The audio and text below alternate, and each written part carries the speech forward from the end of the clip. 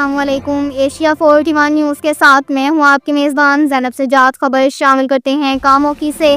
ہمارے bureau chief Rana محمد عقیل کے مطابق کاموں کی ڈیجیٹل میڈیا ایسوسی ایشن کے قیام کا باقاعدہ اعلان ایک شاندار تقریب میں کر دیا گیا۔ یہ تقریب نجی ہوٹل میں منعقد ہوئی جس میں صحافتی، سماجی اور ڈیجیٹل میڈیا سے وابستہ نمایاں شخصیات نے شرکت کی۔ تقریب کے مہمانان خصوصی میں ایکسپریس گروپ کے سینئر صحافی حافظ شاہد منیر، صدر پریس کلب کاموں کی تنویر احمد بٹ، صدر الیکٹرانک میڈیا ایسوسی ایشن شیخ عبد الناصر اور مروک سینئر صحافی ارشد رشید اور شامل تھے۔ مقررین نے کہا کہ اخبارات اور ٹی وی چینلز کے بعد اب ڈیجیٹل میڈیا ہر ادارے کی اصل طاقت بن چکا ہے۔ دنیا تیزی سے آن لائن پلیٹ فارمز کی جانب بڑھ رہی ہے اور نوجوانوں صحافیوں کے لیے یہ وقت کے تقاضوں کے مطابق سب سے مؤثر ذریعہ ہے۔ انہوں نے کہا کہ کاموں کی یہ محنتی اور باصلاحیت ایکٹیوسٹ نے اپنی تنظیم بنا کر صحافت کے نئے دور کی بنیاد رکھی ہے۔ تقریب میں حافظ شاہد منیر نے ایک سال کے لیے عبوری کابینہ کا اعلان کیا جو تنظیم کے آئینی اور انتظامی امور کی نگرانی کرے گی۔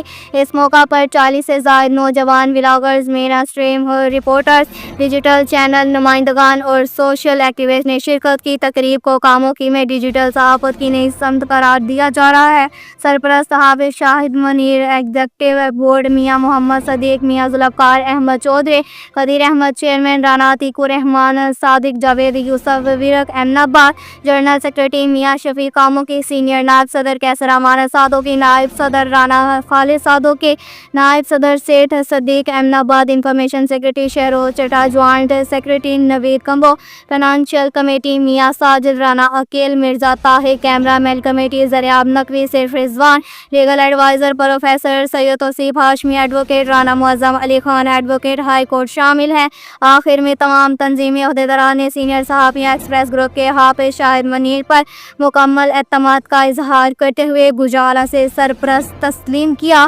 اب تک کے لیے اتنا ہی کافی ہے۔ مزید خبروں کے لیے ہماری ویب سائٹ www.asia41.tv وزٹ کریں۔ اللہ حافظ۔